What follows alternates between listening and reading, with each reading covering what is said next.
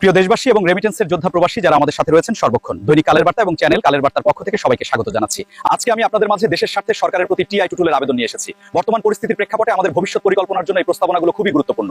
আমি আশা করি আমার এই আবেদনটি আপনাদের কাছে গ্রহণযোগ্য হবে। বর্তমানে দেশের মানুষ ফিলিং স্টেশনগুলোতে মোটরসাইকেলের বিশাল সিরিয়াল দেখে চরম ভোগান্তির শিকার হচ্ছে। ফিলিং স্টেশনে মোটরসাইকেল আরোহীদের যে হট্টগোল দেখছি তা অত্যন্ত দুঃখজনক। আপনারা রাস্তার দিকে তাকালে দেখছেন মোটরসাইকেলের দীর্ঘ লাইন, যা থেকে পরিষ্কার বোঝা যায় দেশের জ্বালানি সংকট কতটা তীব্র। কৃষকদের সেচ প্রকল্পের জন্য ডিজেল নিতে শহরে এসে তারা ডিজেল না পেয়ে হতাশ হচ্ছেন। ডিজেলের এই সংকটের কারণে ইরিগেশনের তীব্র পানি সংকট দেখা দিয়েছে।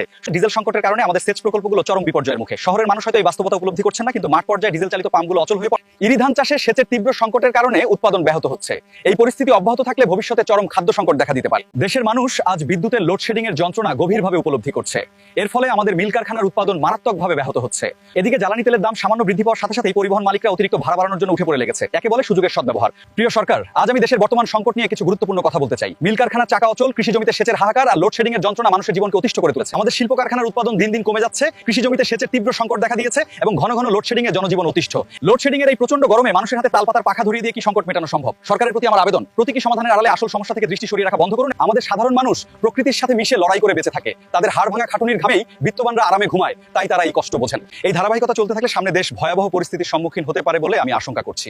আর এই আগামী দিনের সংকটের কথা মাথায় রেখে সরকারকে এখনই দেশের জ্বালানি সংকট নিরসনে কার্যকর ভূমিকা নিতে হবে, অন্যথায় এই সংকট অদূর ভবিষ্যতে আমাদের সবার জন্য ভয়াবহ বিপদ ডেকে আনবে। সরকারের কাছে আমি টি-2 টুলের আবেদন, গুরুত্বপূর্ণ বিষয় ছাড়া সব প্রকল্প সাময়িক বন্ধ রেখে বর্তমানে সোলার প্যানেলের উপর ভর্তুকি দিয়ে হলেও সোলার প্যানেলকে সর্বোচ্চ গুরুত্ব দেওয়া প্রয়োজন। বিশেষ করে কৃষি ক্ষেত্রে সোলার প্যানেলের মাধ্যমে সেচ ব্যবস্থা নিশ্চিত করা গেল।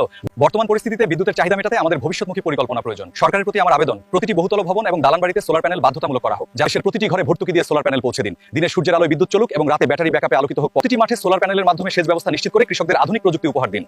শহরের প্রতিটি বহুতল ভবন এবং দালান বাড়িতে সোলার প্যানেল বাধ্যতামূলক করা হোক। যারা বহুতল ভবন নির্মাণের সামর্থ্য রাখে, বর্তমান পরিস্থিতিতে আমাদের ভবিষ্যৎ পরিকল্পনায় নবায়নযোগ্য শক্তি খুবই গুরুত্বপূর্ণ। দেশের প্রতিটি নাগরিকের সোলার প্যানেল স্থাপনের সামর্থ্য রয়েছে। আমাদের সব হাট বাজার, ছোট মার্কেট ও কলকারখানায় সোলার প্যানেল স্থাপন অত্যন্ত জরুরি। সব জ্বালানি সংকটের এই সময় আমাদের ভবিষ্যৎ প্রজন্মের কথা চিন্তা করে এখনই বড় পদক্ষেপ নিতে হবে। সরকারের প্রতি আমার আহ্বান, বাংলাদেশের প্রতিটি স্থাপনা সোলার প্যানেলের আওতায় নিয়ে আসুন। বর্তমান জ্বালানি সংকট উত্তরণে সোলার প্যানেলের পাশাপাশি সরকার যদি আরো কার্যকর বিকল্প পদ্ধতি নিয়ে পরিকল্পনা করতে পারে, তবে তা আমাদের ভবিষ্যতের জন্য অত্যন্ত সুফল বয়ে আনবে বলে আমি মনে করি। বর্তমানে জ্বালানি সংকটের এই সময় সরকার যদি সঠিক সিদ্ধান্তগুলো নিতে পারে, তাহলে বিশ্ব জ্বালানি সংকটের এই কঠিন সময়েও আমাদের প্রিয় দেশ মাথা উঁচু করে দাঁড়িয়ে থাকতে পারবে। বর্তমান পরিস্থিতিতে সরকারের কাছে আমাদের কিছু সুদূর প্রসারী পরিকল্পনার আবেদন রয়েছে। ভালো কাজে আমাদের উৎসাহ দিয়ে আপনিও হতে পারেন এমন একটি মহৎ কাজের গর্বিত অংশীদার। আসুন দেশের কল্যাণে এগিয়ে আসুন। বর্তমান পরিস্থিতির প্রেক্ষাপটে আমাদের ভবিষ্যৎ পরিকল্পনা নিয়ে সরকারকে দ্রুত পদক্ষেপ নিতে হবে। আপনার মূল্যবান মতামত প্রকাশ করুন। সরকারের ভবিষ্যৎ পরিকল্পনায় আপনাদের কাছে যুক্তিসঙ্গত মনে হলে অবশ্যই কমেন্ট বক্সে জানাবেন। এছাড়া আপনাদের কাছে কোনো বেটার পরিকল্পনা থাকলে সেটাও জানাবেন, আমি তা উপস্থাপন করব। আজকের মতো এখানেই বিদায় নিচ্ছি। আবারও আপনাদের সাথে দেখা হবে অন্য কোনো জায়গায় টি-2 টুলের অন্য কোনো আবেদনে। ততক্ষণ পর্যন্ত ভালো থাকুন, সুস্থ থাকুন, স্বাস্থ্যবিধি মেনে চলুন, সরকারি বিধিনিষেধ মেনে চলুন। বর্তমান চলমান পরিস্থিতি নিয়ে আমাদের ভবিষ্যৎ পরিকল্পনার বিষয়ে আমি সরকারের কাছে বিনীত আবেদন জানাচ্ছি। আশা করি যথাযথ পদক্ষেপ নেওয়া হবে।